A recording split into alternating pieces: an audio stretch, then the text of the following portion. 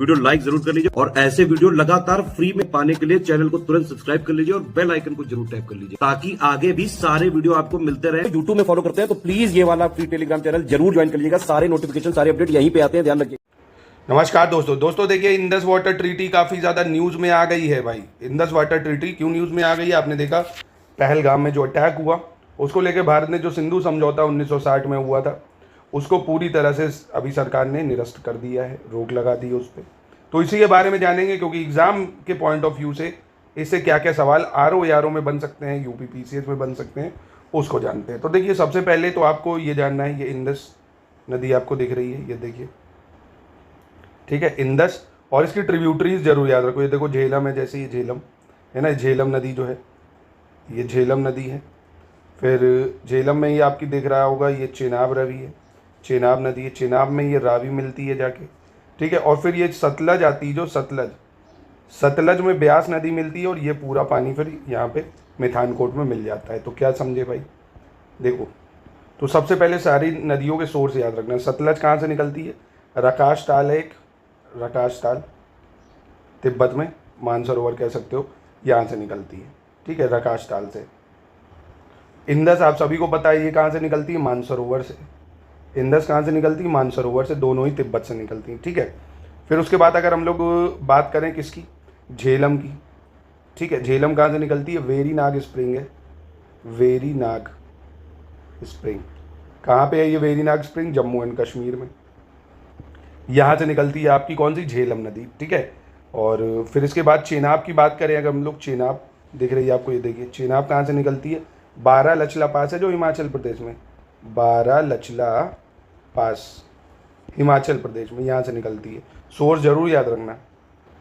और आपकी ब्यास रिवर और ये रावी, ये दोनों ही रोहतांग पास पड़ता है, जो रोहतांग पास कुल्लू हिल के पास हिमाचल प्रदेश में, रोहतांग पास याद रख लो, हिमाचल प्रदेश, यहीं से निकलती है, ठीक है। तो पहले तो ये सोर्सेज याद रखना है एक बार, और ये ट्रिब्यूटरीज, क्योंकि पहले इंडस है, इंडस में फिर आप देखते हो ना, इंडस इधर झेलम आती है, झेलम मिलती है चेनाब में। झेलम किस में मिलती है? दिख रहा है आपको, झेलम मिलती है चेनाब में, ठीक। फिर चेनाब में मिलती है आपकी कौन सी नदी? चेनाब में आपको मिलती है रावी नदी। कौन सी नदी मिलती है? रावी नदी मिलती है। फिर रावी में आप देखोगे सतलज आती है, इधर से ब्यास मिलती है, फिर ये पूरी इसमें मिलती है, ठीक है। अब इसकी देखिए सिंधु समझौते की कुछ अहम बातें। सिंधु समझौता 19 सितंबर 1960 को हुआ था। कब हुआ था? 1960 को हुआ था। 6 नदियां हैं, पूछेगा कितनी नदियां इसमें शामिल है, तो 6 नदियों को लेकर ही संधि हुई है। 3 पूर्वी नदियां, पूर्वी नदियों का मतलब इसमें कौन कौन शामिल हो गया एक बार आप देख लो। 3 पूर्वी नदियों में हो गई ब्यास रावी सतलज। कौन कौन सी आपको दिख रहा है? ये पूर्वी नदियाँ यानी ईस्टर्न वाली, ये ईस्ट की तरफ की हैं।